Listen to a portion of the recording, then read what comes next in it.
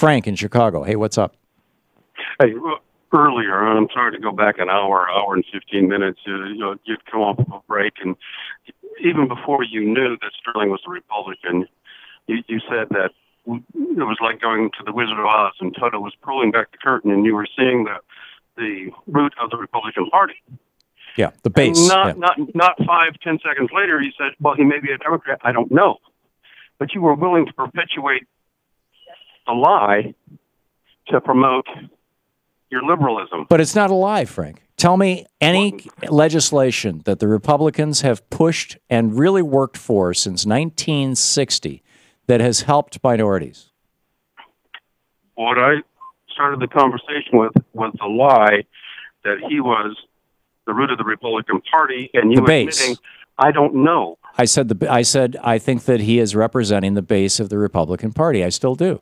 I think that there are Democrats who represent the base of the Republican Party. They're called Reagan Democrats. They used to be, the Democratic Party used to be the racist party. Back in the 20s and 30s, it was the party of the Klan. I mean, it almost doesn't matter.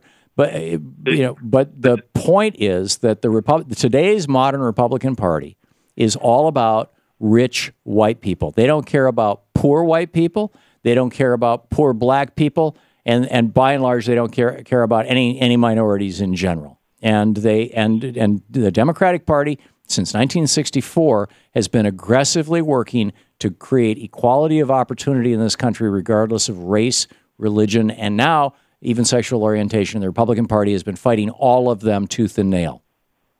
And can you agree that the blacks in the country are not doing any better than they were 50 years ago? They have more out of wedlock births. I don't know if that's true, and if it is, it may be numerically. But the fact of the matter is that Lyndon Johnson lifted a lot of black people and a lot of white people out of poverty with the Great Society, and then the Republicans went to work on that, and not just the Republicans. I mean, Ronald Reagan and George Herbert Walker Bush did a good job of taking it apart, but then Bill Clinton, put the nail in the coffin by ending welfare as we know it, in quotes.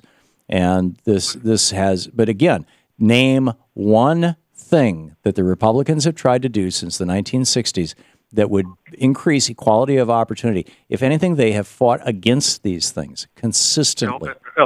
LBJ could not have had the Great Society without the support of the Republicans. He had to arm twist his Democrats to get that passed. His Southern Democrats, you're right. There were a lot of racist Democrats from the South back in that day, and those Democrats are now called Republicans in the South. No, my point. You are making my point, Frank.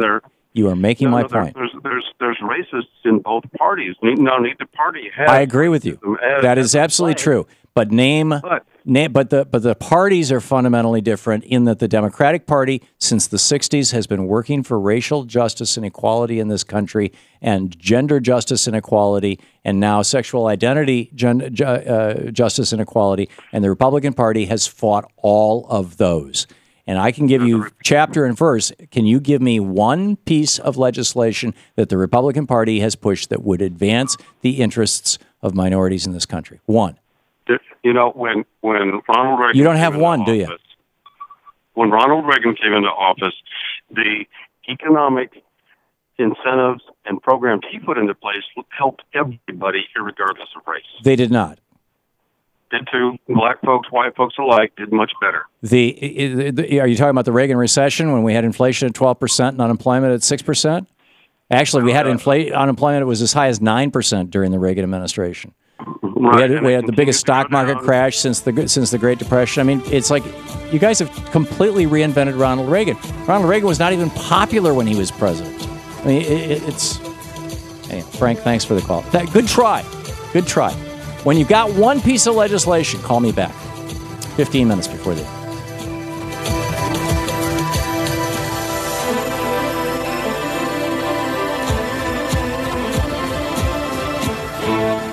You're listening to the Thom Hartmann Program. Visit ThomHartmann.com for audio and video archives. I mean, you've even got Rand Paul out there now pointing out that Reagan, tripled the national debt, that he was a big spender, that, come on.